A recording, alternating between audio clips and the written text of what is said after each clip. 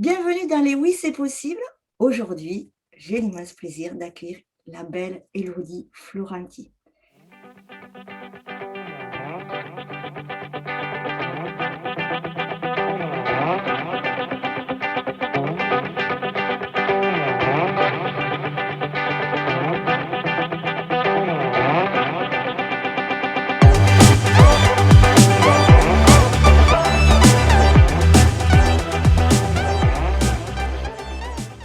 Bienvenue dans les Oui, c'est possible, où je vais à la rencontre de personnes connues, inconnues, des êtres humains qui ont osé une vie qui a du sens pour eux-mêmes, la vivre et vivre une vie abondante, vibrante, par amour pour soi-même. M'. Je suis Céline Boiteux, une femme de soins, coach, et je vous accompagne à renaître, vivre et oser, être votre priorité afin de prendre soin de la santé de votre vie. Aujourd'hui, j'ai l'immense plaisir d'accueillir la belle Élodie Floranti. Cette belle femme lumineuse et pétillante, je la suis pour tout vous dire sur les réseaux depuis 1 an. J'adore son énergie, elle m'inspire, c'est une personne pleine d'amour et déterminée. Élodie est une provocatrice d'action et elle accompagne les femmes à amplifier leur puissance pour développer un business qui fait sens pour elles.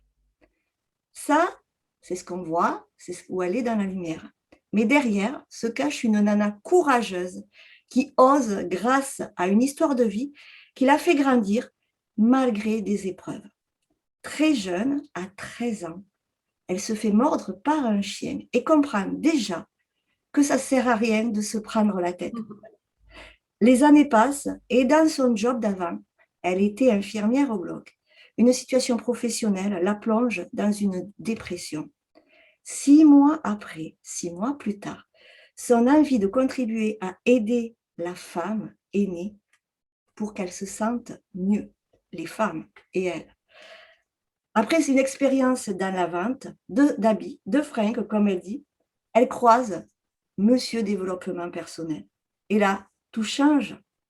La voici dans son art, elle l'incarne avec de nouvelles créations dont elle nous parlera en fin d'interview. Coucou Élodie, merci d'être là avec nous aujourd'hui. Écoute, c'est moi qui te remercie, Céline. Ben, quelle présentation! C'est un art de présenter tes invités comme ça. Chapeau! C'est très émouvant parce que c'est très dans le cœur. Et tu sais que quand on part dans le cœur, moi, je suis aux anges. Donc, merci pour cette belle présentation. Je suis ravie d'être là avec toi aujourd'hui. Ben écoute, comme je le disais, tu m'inspires. Et les oui, c'est possible, je vais vers les personnes qui m'inspirent. Si ça ne m'inspire pas, j'y vais pas. Ok. Et du coup, moi, ton histoire de vie, quand je m'y suis penchée dessus, alors je connaissais Élodie Floranti, les réseaux, on mettra tous les liens d'Élodie, les réseaux, les lives, ton activité pro. Mais déjà, je ne savais pas à la base que tu étais infirmière, comme Mhm. moi. Je ne savais pas cette belle histoire de vie, même s'il y a eu beaucoup de up et de up et de down. Mhm. Et donc, du coup, moi, j'ai envie de te dire, c'est quoi ton oui, c'est possible? Comment, avec, qu'est-ce qui s'est passé avant? L'idée de devenir une entrepreneur comme tu l'es aujourd'hui, Mhm. pour vraiment te déployer et être, comme je dis dans les intros, la personne que tu es. Qu'est-ce qui s'est passé? Comment tu es arrivé là? Ben, pour reprendre un petit peu ce que tu disais, c'est vrai que j'ai eu des histoires de vie assez spécifiques et je suis loin d'être la seule à avoir des histoires de vie spécifiques et uniques, hein. Chacun, nous avons la nôtre. Moi, la mienne, elle a été comment dire, un peu atypique dans le sens où, oui, j'ai démarré mon activité d'infirmière parce que pour moi, c'était ma contribution au monde, c'était que j'avais envie d'aider les gens. Alors, ce n'était pas encore défini, mais moi, c'est sous ce format-là, en tout cas, que je me suis définie en train d'aider les gens. Donc, être infirmière, pour moi, ça avait beaucoup de sens. Ça en a pris encore plus quand j'ai professé, quand j'ai travaillé. Et puis, effectivement, il est arrivé cette histoire où j'ai été accusée du décès d'une patiente. Voilà, je ne vais pas refaire l'histoire. Je vais te la faire très brève, sinon on en Oui. a pour 3 heures. J'ai été accusée du décès d'une patiente et moi, il y a ce jour-là, j'ai eu, je pense, le summum. Je pense que même, on parle des 5 blessures, je pense qu'il en existe beaucoup d'autres qui sont beaucoup moins visibles, beaucoup moins palpables, mais qui sont là aussi. Et je pense avoir expérimenté la totale. C'est-à-dire au niveau des blessures, moi qui étais infirmière, je peux te dire que des blessures, je m'en suis pris mes cartons pleins et que mon travail, en fait, ça a été de les soigner, ces blessures-là, en tant que bonne infirmière pour pouvoir avancer dans la vie.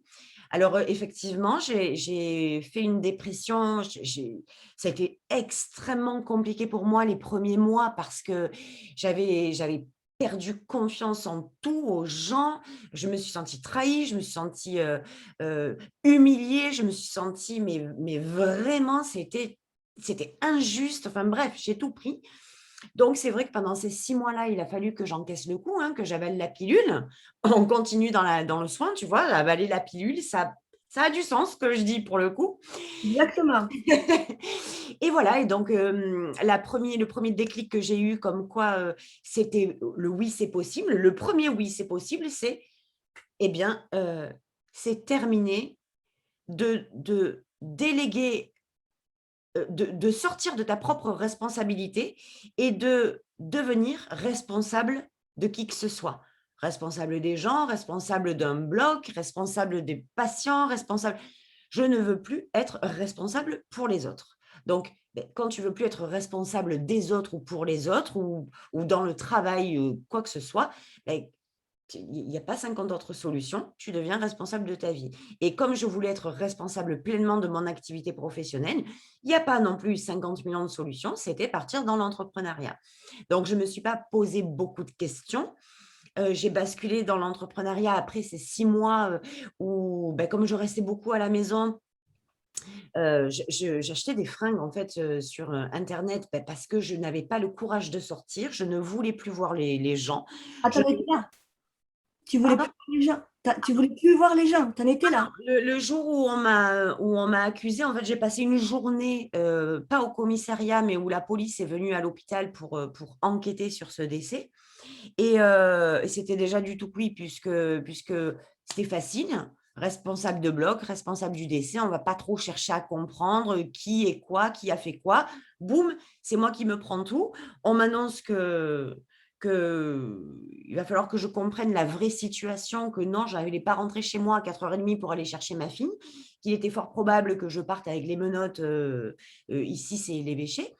Donc j'ai passé une journée, ça a été, vraiment, hein, un enfer. Je pense pas avoir vécu ça, plus fort. J'ai pas d'autre mot, en fait. Ça a été l'enfer pour moi cette journée-là. Ça m'a fait switcher le cerveau. C'est comme une situation d'un instant peut faire de ta vie ou un paradis, quand on le comprend sous un autre angle, ou un enfer, parce que moi, je ne l'ai pas compris sous un autre angle. Moi, je l'ai pris comme c'est venu. Je me suis fait une douche froide qui m'a pliée au sol et qui m'a dit: «Ma vie, elle est finie». Donc, je voulais plus voir les gens, j'avais peur de sortir dans la rue, j'avais peur de parler à quelqu'un, je voulais plus avoir de conversation avec qui que ce soit. J'avais perdu tellement confiance aux gens, en la vie, en moi, aux autres. C'était plus possible. J'ai fait une espèce de rupture, de fracture et ça m'intéressait pas d'y aller, en fait. Je voulais plus, je voulais que mon monde, ce soit moi, dans ma maison et je suis plus sortie. J'ai plus mis le nez à la rue pendant 6 mois. Je suis restée chez moi, entre mon salon, la chambre, la salle de bain, la chambre, le salon, la cuisine, la salle de bain. J'ai fait ça pendant 6 mois et comme je ne pouvais plus, enfin je ne pouvais plus, j'avais fait le choix inconscient de ne plus sortir pour ne plus être confrontée à la vie parce que pour moi, la vie, c'était la trahison, c'était l'injustice, c'était les gens, on allait encore me piéger. Je me suis sentie piégée et je voulais plus qu'on me piège. Donc, pour plus être piégée, tu restes renfermée chez toi et au moins tu es tranquille. Et donc, Ça, c'était dans ma perception d'avant, hein. Et donc, bah, qu'est-ce qu'il me restait à faire? J'avais quand même besoin par exemple, de m'acheter des fringues, d'acheter des trucs puisque je ne sortais plus. C'est pas mon mari qui allait les acheter pour moi. Donc, j'ai commencé à les acheter sur internet puisque c'était vraiment les prémices du e-commerce et heu et ça commençait à devenir un jeu pour moi. Ça commençait à être, assez intéressant. Je me dis: «Putain, mais quand même, le business en ligne, c'est pas mal». Tu sors pas de chez toi, tu reçois ce que tu veux, tu passes tes commandes, ça va pas, tu renvoies, tu as pas à sortir. Pour moi, c'était mais c'était un cadeau, quoi. Et je me suis dit en même temps: «Mais attends, imagine-toi qu'il y a autant de femmes qui est pas que moi, qui subissent ça dans la vie, qui soient coincées à la maison, qui n'aient pas encore la force et le courage de ressortir à l'extérieur et qui ont aussi besoin. Mais comment elles font ces femmes-là?» Parce que tout le monde ne sait pas qu'il y a des business en ligne. C'était des tout débuts. Comment elles font? Et j'ai dit: «Et si moi, j'allais me connecter à ces femmes-là et aller leur dire que oui, c'est possible, même quand on est dans des périodes de down, de rester jolie, de rester apprêtée, parce que c'était pas en fait, comment te dire? C'est pas le problème chez moi. Moi, il y a une partie de moi qui avait envie de continuer à vivre, à exister, à prendre soin d'elle, mais il y avait ça, c'était à l'intérieur, mais à l'extérieur, mon humain me disait: «Non, tu n'y vas pas, c'est trop dangereux, c'est trop insécure dehors, non, tu ne mets pas le nez à la rue». Et je l'ai laissé parler et je l'ai laissé, prendre les décisions, à ma place. Donc voilà comment ça a commencé. Je me suis dit: «OK, c'est pas mal». J'y connaissais rien mais pas un iota, je connaissais rien au business en ligne. Je savais même pas comment ça fonctionnait. Mais je me suis dit: «Beh, je vais y aller quand même, on verra bien».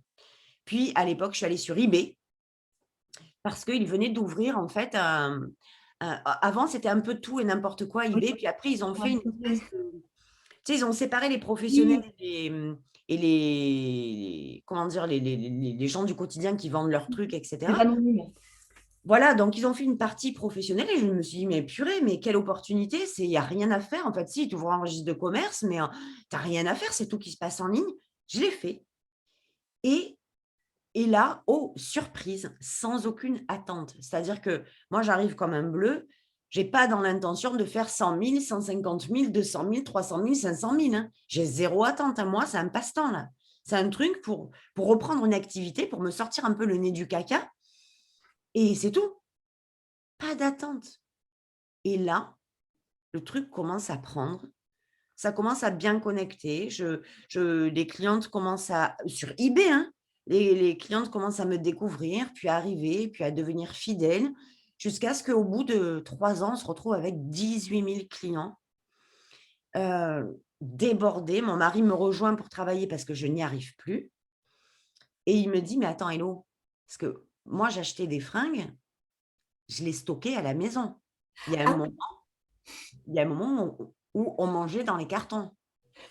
Il y a un moment où je me douchais en regardant les fringues que je venais de recevoir parce qu'il y en avait dans la salle de bain et je ne pouvais plus. Donc, mon mari me dit: «Hello, il faut que tu trouves un local. On va entreposer ça. Trouve un local et entrepose parce que là, à la maison, on ne vit plus. C'est plus il y en a au plafond, il y en a partout». OK. Le seul local qu'on trouve se situe en face de l'hôpital dans lequel je travaillais, pile en face de l'entrée de l'hôpital, le seul endroit que l'on trouve. Et là, je comprends pas. Je dis à mon mari: «Pas possible. Hors de question que je travaille en face de l'hôpital, ça me renvoie à des trucs dégueulasses, c'est pas possible». Mais on tourne, on ne trouve pas. Ce local qui reste toujours dispo, on le prend. Mais ce qu'on ne savait pas, c'est que ce local était un ancien magasin de vêtements. Et quand on a commencé à amener les cartons pour entreposer, nous voyons débarquer des gens venus de nulle part, que je ne connais ni d'Adam ni d'Ève, et qui viennent, des femmes, me dire: «Oh, mon Dieu, vous réouvrez, mais c'est fantastique, enfin, on va avoir de quoi s'habiller sans partir dans le centre-ville. Mon Dieu, comme on est contente». Et moi, sans voix, je leur dis: «Mais attends, non, non, non, on n'a pas prévu d'ouvrir un magasin ici, c'est un truc de stockage».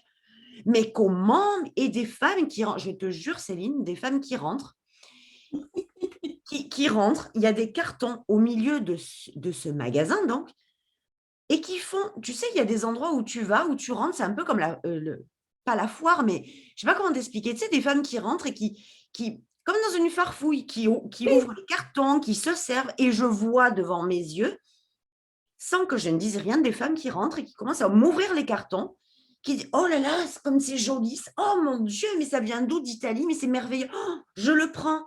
Je le prends, mais j'ai même pas de caisse enregistreuse, j'ai rien. J'ai dit: «Mais non, tu peux pas le prendre».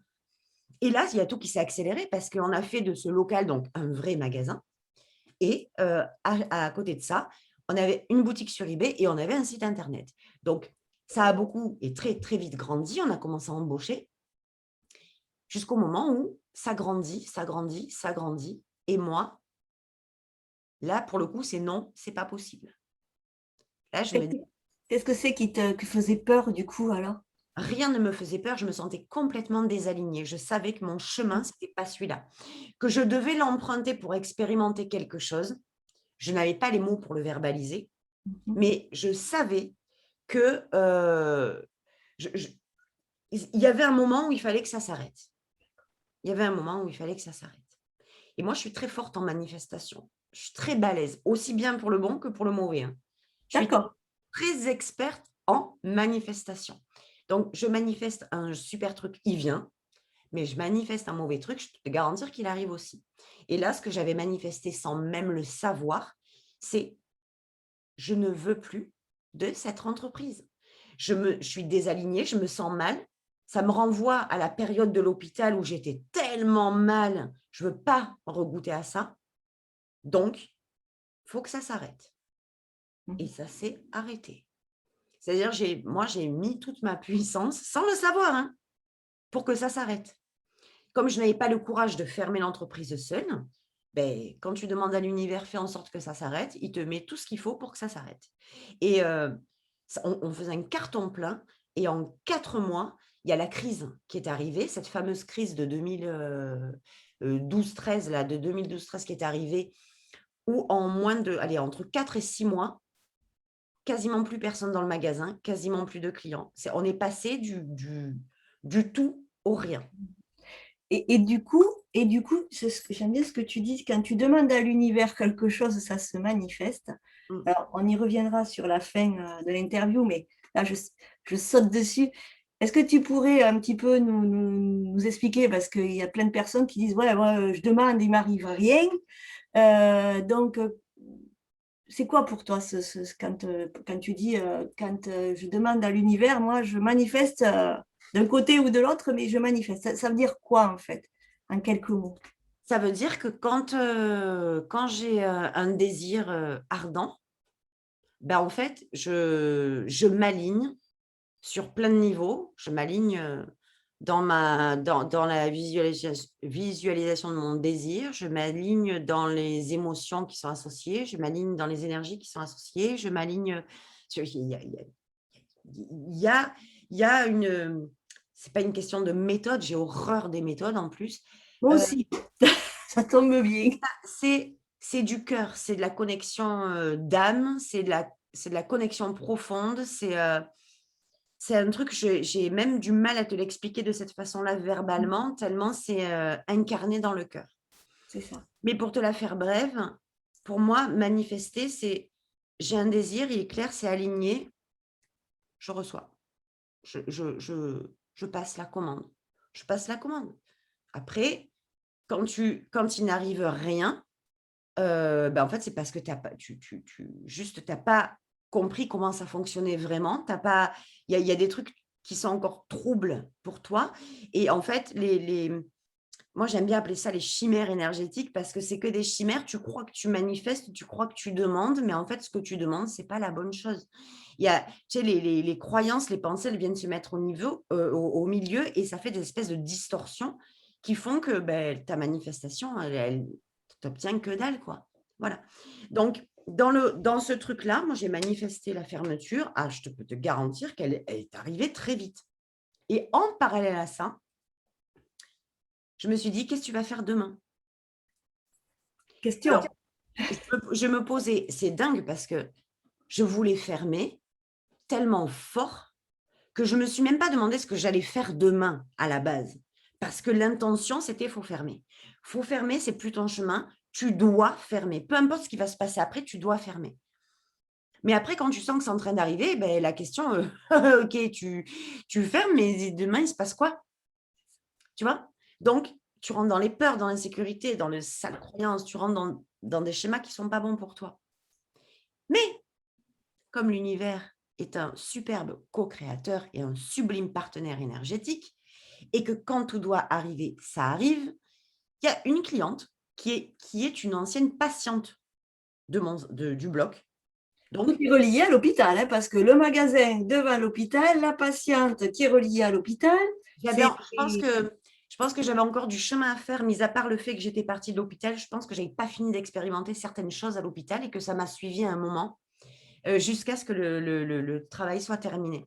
Donc j'avais cette cliente-là qui est une ancienne patiente de l'hôpital et quand elle a su que j'ouvrais en elle m'a suivie, qui rentre dans la cabine, qui essaie des trucs et tout ça, et qui me dit ben, hello, il faut vraiment que je vous dise un truc, il faut vraiment que je te dise un truc. Ok. Donc, oui. Mais dit, tu sais, avant, quand vous étiez à l'hôpital, vous aviez l'habitude de soigner les corps. Ben oui. Il me dit, ben, vous savez quoi? Mais vous rendez compte qu'aujourd'hui, vous êtes capable de soigner les cœurs, vous devriez être coach. C'est beau. Elle me balance ça. En moi, il se passe une espèce de truc que j'ai jamais vécu avant, une espèce de tsunami énergétique, un truc qui me prend les tripes, qui me prend le cœur, qui me prend, mais chaque cellule du corps, ça me fait trembler pour te dire. Ça réveille, ça active un truc en moi que je ne connais pas encore, je ne sais pas du tout ce que c'est, hein, je ne connais pas. Et je dis à mon mari le soir même, Seb, ce soir, on ferme l'entreprise, je me forme au coaching, c'est terminé. Lui me dit, oh, si c'est ta voix, c'est OK. C'est chouette parce que du coup, tu es soutenu. Ça, c'est important aussi quand tu veux réaliser tes rêves, quand tu veux être vraiment la personne que tu es vraiment, c'est important de se sentir soutenu parce que moi, toi aussi, on rencontre des personnes qui ne se sentent pas soutenues. Et ça, c'est beaucoup plus compliqué. Mais toi, la vie, l'univers t'offre ce soutien aussi de Alors, ton mari et de tes proches. oui, je vais mettre quand même un bémol parce que moi, j'ai longtemps cru que si on n'avait pas le soutien de son partenaire ou de sa famille ou de ses amis, c'était compliqué. Mais dans la mesure où c'est toi seule qui es la créatrice de ton bonheur et de la vie que tu veux réaliser, c'est pas ton mari, c'est pas tes enfants, c'est pas tes parents, c'est pas tes amis. À partir du moment où tu comprends ça, que tu es la seule qui détient la clé de ton bonheur et de la vie que tu veux créer, avec ou sans ton mari, avec ou sans tes enfants, avec ou sans tes parents, c'est toi et uniquement toi. Donc, même si au pire, tu n'aurais pas le soutien de tes proches, de ton entourage, de ton mari ou de tes enfants ou de peu importe, je sais à quel point ça peut être douloureux, je sais à quel point ça peut sembler compliqué, mais si tu crées une circonstance c'est-à-dire si tu as besoin de circonstances particulières, par exemple besoin de soutien pour réaliser la vie de tes rêves et que tu n'as pas le soutien, ta vie de rêve, tu la réaliseras jamais. Donc, j'aurais pas eu le soutien de mon mari, ça n'aurait rien, honnêtement, hein, ça n'aurait rien changé. Clairement, parce que c'est moi qui décide de ma vie. Et s'il n'avait pas été open avec ça, ben en fait, ça ne m'aurait pas manqué. Ça m'aurait fait de la peine, ça m'aurait blessé, mais j'aurais dit, mais je continue à avancer parce que c'est… Tu comprends? Tout à fait. C'est tout à fait ce que moi aussi, j'ai la même philosophie que toi. Mais c'est vrai que quand tu en es soutenu, ben, c'est plus agréable, c'est plus Mais fun. bien sûr, mais bien Voilà. sûr. Mais Mais on a la clé, quoi. ça devient encore plus agréable quand tu sais que c'est toi qui te soutiens et que tu n'as pas besoin du soutien extérieur pour avancer. Et là, ça devient même facile, tu vois? Alors que si tu attends le soutien de quelqu'un et que tu ne te soutiens pas toi-même, là, ça devient difficile. Mais donc, elle me dit ça, tsunami énergétique, machin, je m'en prends plein la face. Le soir, on prend la décision de fermer. Et en parallèle à ça, tu ne fermes pas une entreprise comme ça. Alors, même si tu fais les démarches, il faut vendre, il faut payer tes dettes, je veux dire, il y a un circuit. Tu fermes pas comme ça, il y a du stock, il y a plein de trucs à faire. Donc, les mois passent. Et en même temps, ça allait tellement pas chez moi qu'il y a une autre cliente avec laquelle j'avais de bonnes relations, mais on n'était pas amis intimes, qui sent certainement que je suis vraiment pas bien, que je fais semblant de sourire, semblant d'être agréable, semblant d'être à l'écoute. Et en réalité, je suis partie moi déjà. je ne supporte plus rien, quoi. Et elle me dit: «Hello, te vexe pas». Je ne sais plus exactement le terme qu'elle m'a dit, mais bref: «Te vexe pas, mais je vais te laisser un mot, sur la banque. Prends ce mot, appelle cette personne parce que tu en as besoin». Et elle s'en va. Elle me laisse un numéro de téléphone, que je ne sais pas d'où il sort ce numéro de téléphone, je ne sais pas qui c'est, elle ne me met même pas de prénom, hein, j'ai juste un numéro de téléphone. Je suis tellement mal, je sais tellement pas où je sais tellement pas ce que je vais faire. Oui, je sais, le coaching, ça m'appelle le truc, mais pour moi, c'est une évidence, mais d'un autre côté, c'est un gros challenge, quoi. Et ce que je vis, c'est ma situation du moment. Je ne me projette pas dans la situation de demain. OK, j'ai un lendemain, mais ce que je vis, c'est l'enfer, là. C'est l'enfer. Les dettes s'accumulent, il n'y a plus de clients, l'argent ne rentre plus. Waouh, comment ça se passe? Et je sens que ça redescend, ça redescend, ça redescend. Donc, là, je me dis, écoute-moi, perdu pour perdu, j'appelle cette personne. Donc, chez laquelle, qui me dit, OK, bonjour, bah, écoutez, venez chez moi. OK, venez chez moi. Je vais chez quelqu'un que je ne connais pas. Je dis à mon mari, viens avec moi parce que je risque de me faire assassiner. Je te le dis, j'ai pris rendez-vous avec quelqu'un, je ne sais pas qui c'est. Je ne sais pas qui c'est cette personne. Alors, c'est une femme au téléphone. Je ne sais pas qui c'est. Tant je tombe dans un piège. C'est un truc de fou. Il me dit, mais t'es barjot, mais comment tu peux faire des trucs pareils? Je dis, je ne sais pas, je le sens. Je le sens, on y va. Donc, on part au rendez-vous. On va chez cette personne et qui me fait asseoir dans son salon et qui me pose une question. Elle me dit, est-ce que... Alors, elle me fait raconter un petit peu mon histoire. Elle m'écoute. Elle me dit, qu'est-ce que c'est quoi le problème? C'est pourquoi vous êtes venu me voir? Et moi, je lui réponds au début, parce qu'on m'a donné votre numéro de téléphone. Oui, mais OK, mais pourquoi vous êtes venu me voir? On ne vient pas pour rien me voir. Je ne sais pas qui c'est, je ne sais pas ce qu'elle fait dans la vie, hein. Ah, tu sais rien du tout. En fait, Je ne rien. sais rien, je ne sais pas ce que fait cette femme dans la vie. Je vais chez une inconnue qui me pose des questions existentielles, je ne sais même pas ce qu'elle fait dans la vie. Énorme. Et donc, et là, je ne sais pas, je sens que c'est le moment de lui, en fait, de lui raconter ma vie. Non, mais de lui raconter mes ressentis. De lui raconter ce qui se passe à l'intérieur, que c'est bien plus profond qu'une une fermeture d'entreprise ou c'est pas ça. Il y a des trucs qui se passent à l'intérieur de moi, ça boue, ça va pas. Et qu'est-ce qu'elle me demande? Si j'ai une table basse. Je suis en train de discuter de l'enfer que je vis, je suis en train d'exposer à une inconnue l'enfer que je vis, et elle me demande si j'ai une table basse. Je regarde mon mari, je lui dis: «Attends, je pense qu'on est chez les fous». Discretos, je fais comme ça et je lui fais comme ça. Lui, il me fait: «Oh, arrête, on ne peut pas s'échapper, ça se fait pas et tout». Donc je lui dis: «Une table basse?» «Oui, oui, j'ai une table basse». Elle me dit: «Est-ce que tu as de la gratitude pour ta table basse?» Oula. Première fois de ma vie que j'entends le mot gratitude, hein. Je ne savais pas ce que c'était la gratitude, hein. De la gratitude pour ma table basse. Alors attends, comment ça se passe dans le cerveau de chacun? Qu'est-ce que je dois comprendre? Ça va pas du tout, OK. De la gratitude, non, pour être honnête, je n'ai pas de gratitude pour ma table basse et je vois pas pourquoi j'en aurais en fait. Qu'est-ce que c'est la gratitude? Et là, elle commence à m'expliquer et tout et là, je comprends. Enfin, je comprends pas, mais je comprends qu'il y a un truc. Elle me dit: «Bah, écoutez, vous savez quoi? Tu sais quoi? Le jour où tu auras de la gratitude pour ta table basse, tu reprendras rendez-vous avec moi et tu reviendras. Au revoir». Donc je suis dans la voiture avec mon mari. Alors là, je suis perdue. Je lui dis: «Qu'est-ce qu'elle me raconte?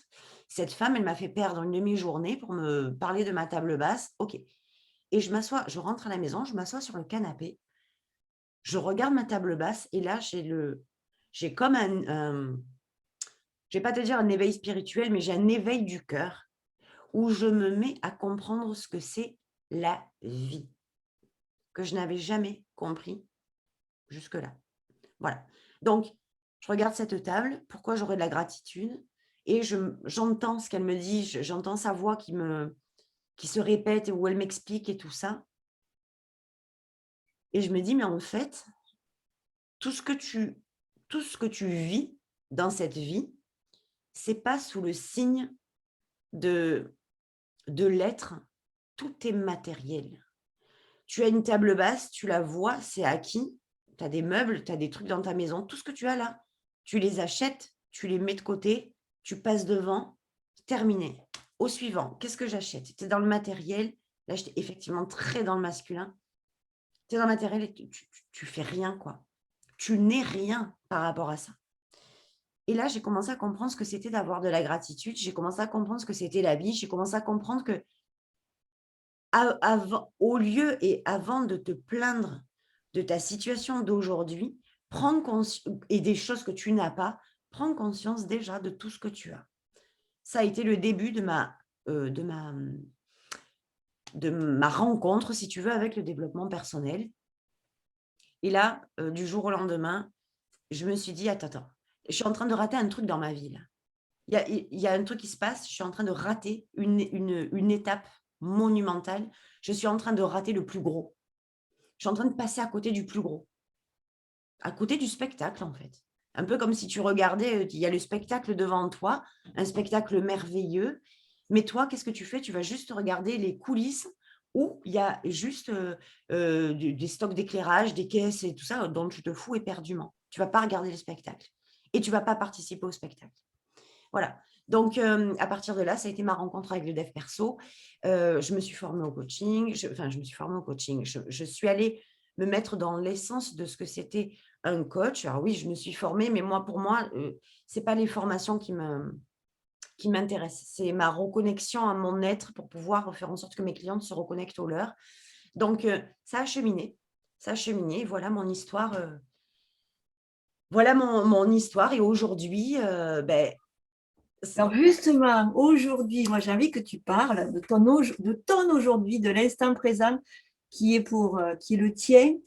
Et, on a pu voir dans les réseaux que évidemment, tu avais des accompagnements, mais tu as une belle création. Moi, j'appelle ça des créations euh, qui naît bientôt, là, juillet, c'est ça?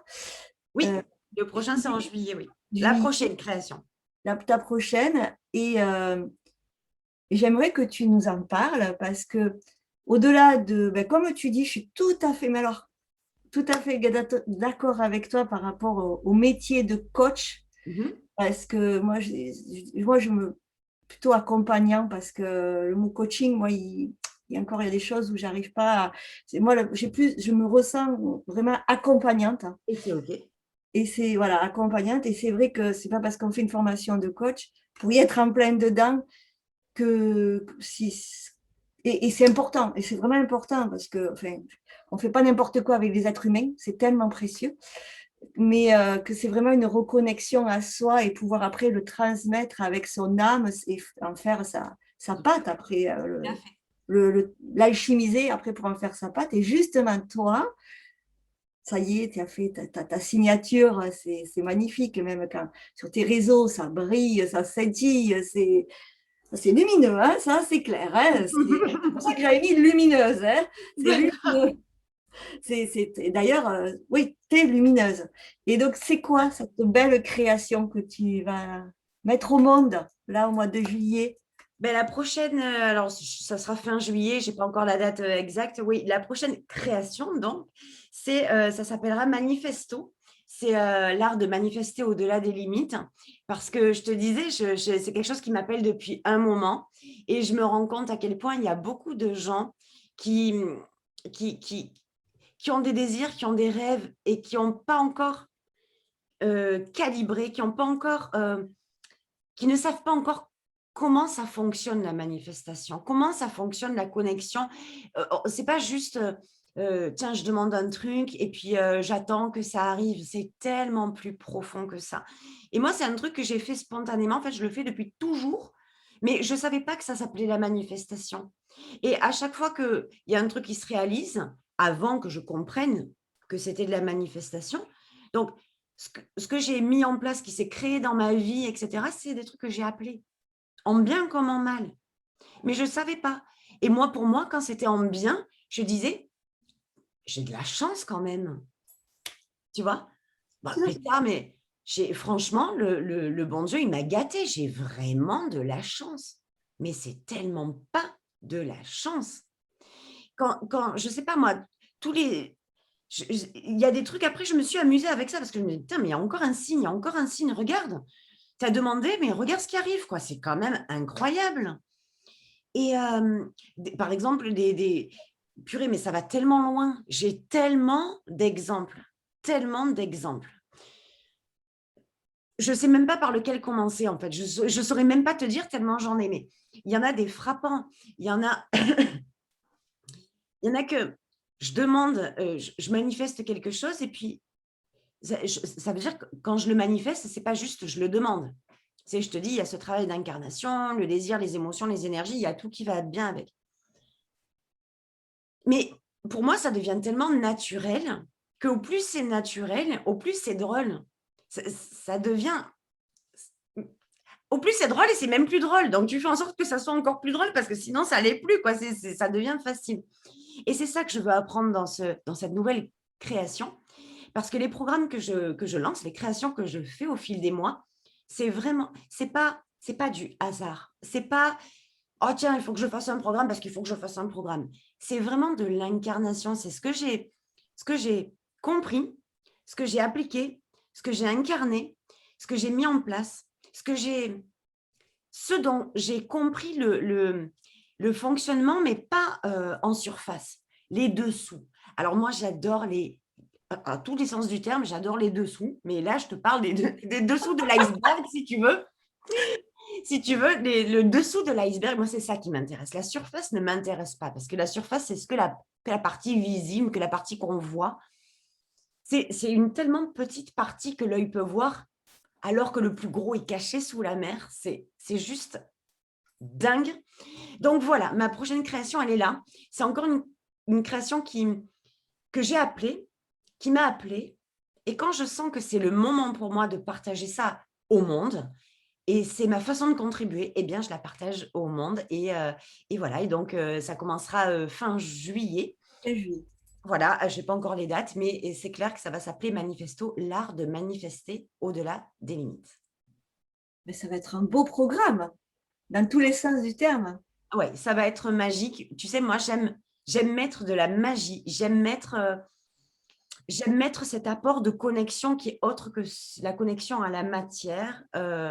J'aime embarquer avec moi des femmes dans cet univers-là où il y a tellement plus que ce que l'on peut voir, encore une fois. Et quand elles comprennent ça, qu'elles connectent à ça, moi, je suis en lévitation, quoi.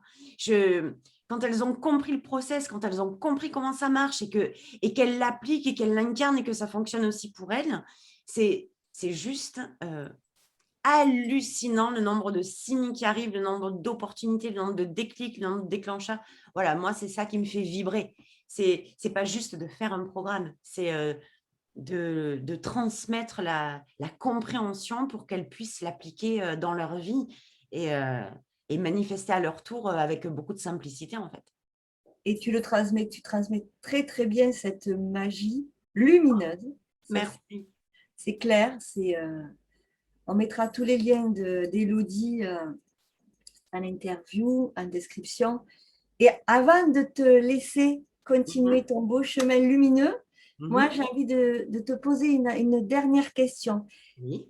Quel conseil tu pourrais donner aux personnes qui n'osent pas créer leur vie, c'est possible? Alors, en plus, avec ton expertise, quel conseil, juste un conseil, tu pourrais donner à une personne qui n'ose pas? Il y en a beaucoup. Alors, c'est dommage parce que, enfin, c'est dommage. Elle va sortir là. C'est drôle, pourquoi c'est bizarre que tu me poses cette question parce que on a fait une masterclass il y a peut-être une semaine de ça, et là, elle va être mise dans mes programmes et qui s'appelle The Power to Shine, prendre sa place et oser briller. Et vraiment, dans quelque chose. Enfin, comment te dire ça? Parce qu'il y a tellement de choses que je voudrais En dire. quelques phrases, hein, c'est pas. Oui, eh ben, pour moi, le premier des Ouais. conseils qui sont donc dans cette masterclass, évidemment, en développant, c'est d'aller revoir la définition de ce que c'est briller. Parce qu'on se leurre en permanence sur cette notion de brillance. on fait une erreur monumentale en allant croire, en allant penser ce que c'est briller. Et c'est une des raisons pour lesquelles c'est un des plus gros problèmes qui fait que les femmes n'osent pas briller. Dans la masterclass, on a abordé le triptyque énergétique. Moi, je l'ai fait de cette façon-là, tu vois, parce qu'un triptyque, c'est un tableau en 3 volets. Si tu n'es pas en mesure d'ouvrir toutes les parties, tu vois jamais, même si c'est pas ouvert complètement, ben en fait, tu vois jamais l'œuvre qui est à l'intérieur. Et pour moi, les femmes, ce sont des œuvres d'art. Et une œuvre d'art, ça se doit de briller. On n'a pas d'effort à faire pour briller quand on est une œuvre d'art. On est, point. Une œuvre d'art, point. Donc, la première des choses, ouais, dans cette masterclass, c'est on aborde évidemment la définition de ce que c'est briller. Et j'invite vraiment les femmes et les hommes à aller revoir cette définition parce que tout le monde se trompe sur cette image-là de la brillance, en fait. Mais on va finir avec ce beau conseil. Alors, Avec plaisir. rechercher, allons ouvrir notre dictionnaire ou chercher sur Google la signification de briller, comme nous l'a si bien conseillé Élodie. Et après, ben, ce sera les premiers pas pour que vous puissiez oser Certainement. et dire ben, que pour vous aussi, oui, c'est possible. Parce que si c'est possible pour mes invités, ce sont des humains avec un grand H. Donc, c'est possible aussi pour vous. Et ça, c'est sûr et certain. Moi, j'en suis certaine. Oh oui. Élodie, merci. Vraiment, je continuerai des heures avec toi. Merci, merci de ce temps que tu nous as accordé. Avec plaisir. Merci, merci pour ton énergie. Merci pour ce que tu es. Et nous, on se retrouve très bientôt pour une nouvelle interview d'une belle personne. Et on est au mois de juin. L'interview se fait au mois de juin. Donc, belles vacances, bel été après ce beau solstice. Et n'oubliez jamais que oui, c'est possible. Oh oui. Bientôt. Merci, Hello. Merci à toi, à ta communauté. Je vous embrasse. Ciao, ciao.